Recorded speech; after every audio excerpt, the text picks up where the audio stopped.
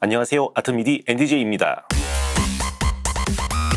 이번 영상과 다음 영상에서는 살아있는 전설의 엔지니어 매니 메로킨과 오디지가 합작한 레퍼런스용 헤드폰 MM 시리즈를 간단하게 소개해드리고 경쟁 제품이라고 할 만한 다른 브랜드의 헤드폰과 비교를 해드리겠습니다.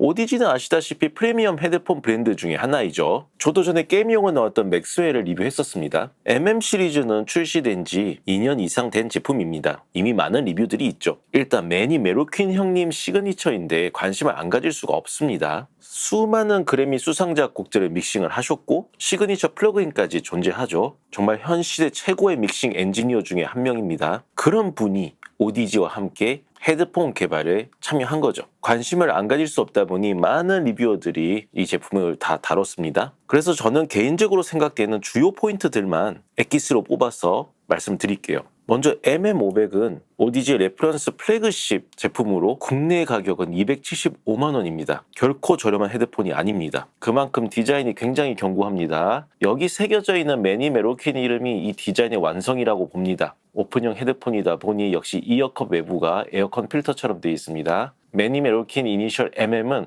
약간 악사 보험사 로고 같이 생기긴 했습니다. 그리고 다 좋은데 이 안테나가 조금 아쉽습니다. 이걸 착용하면은 건담이 생각나게 됩니다. 이렇게 안테나가 솟아났어요. 다만 저처럼 머리가 큰 사람들은 헤드밴드를 많이 늘려줘야 해서 이 안테나가 사라집니다.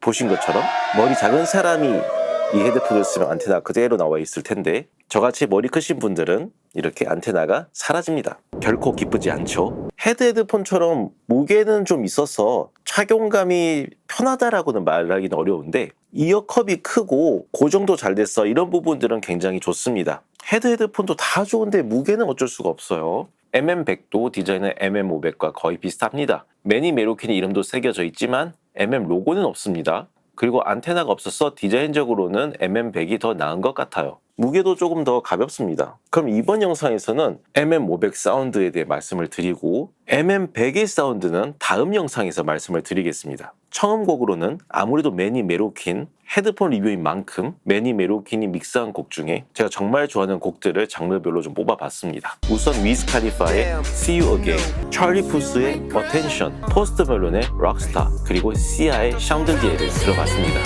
사운드는 두 갈식으로 먼저 말씀드리면 정말 좋습니다. 아주 훌륭합니다. 비싼데 좋아야죠. 그리고 괜히 오디지가 아니고 괜히 매니 메로킨이 아닙니다. 일단 감상용이라고 하기에는 조금 심심하게 들릴 수는 있습니다. 그리고 솔직합니다. 듣자마자 느낄 수 있는 건 미드레인지의 정보량입니다. 보컬과 그 주변 주파수 대역의 사운드 디테일이 정말 훌륭하다는 말밖에 안 나옵니다. 트랜지언트도 상당히 빠르고 사운드 스테이지도 꽤 넓습니다. 그런데 보컬의 질감이 진짜 압도적입니다. 보컬을 어떻게 믹스했을까? 보컬의 컴프레서는 어느 정도 썼을까? 질감이 워낙 좋으니 이런 디테일들이 잘 들리고 심지어 공간계 피드백까지 멀리 오래 울려 퍼집니다. See You Again에서 나오는 프리코러스 부분에 옥타브 효과 듀엣으로 나오는 그 부분 들으면 진짜 분리도나 질감 예술입니다.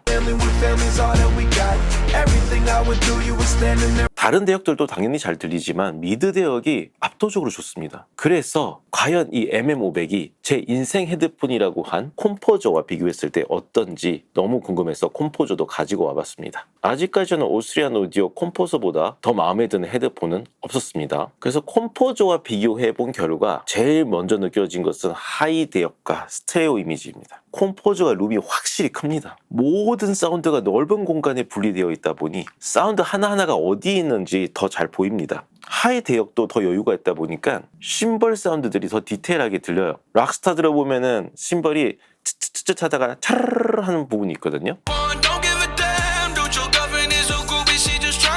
콤포저로 들으면 그 차르르 부분이 굉장히 선명하게 들립니다. 오디지 MM500으로 들었을 때는 약간 묻혀 있어요. 다만 미드레인지 쪽 트랜지언트는 확실히 MM500이 더 빠른 것 같습니다. 뎁스의 타격감이라 해야 될까요? 그런 점들이 MM500이 조금 더 디테일하게 느껴졌습니다. 와, 근데 MM500 듣다가 콤포저 들으니까 콤포저가 새삼 재미없는 헤드폰으로 느껴지네요. 헤드폰 2와 비교했을 때 나름 소리 공간이 잘 느껴진다고 생각했는데 MM500의 뎁스가 워낙 좋으니까 콤포저가 굉장히 플랫하게 느껴집니다. 근데 이 부분은 의견이 좀 갈릴 것 같아요. 아마 두 제품을 비교해 보시면 무슨 말을 제가 하는지 이해는 되실 거예요. 콤포저가 모니터 성향에 맞게 더 중립적인 것인지 아니면 MM500의 뎁스가 너무 좋은 건지 제 혼자서는 판단이 잘 안 서긴 합니다. 저도 좀 헷갈려요, 이 부분은. 그리고 확실히 들어보니 락스타와 같이 음침한 곡이나 어텐션과 같이 베이스가 메인 악기로 나와주는 곡들의 경우는 MM500이 확실히 소리가 듣기가 더 좋습니다. 다만 시아의 샹들리에 같은 그런 좀 화려하게 터져주는 곡들은 콤포저가 잘 맞는 것 같습니다. 저는 사실 개인적으로 하이대역이 잘 들리는 제품들을 좋아해서 제 원픽은 콤포저이긴 한데 MM500의 미드레인지가 또 너무 좋다 보니 둘 다 갖고 있으면 좋겠구나라는 생각이 들었습니다. 물론 둘이 합해서 700만 원이니 말도 안 되는 거죠. 어쨌든 MM500은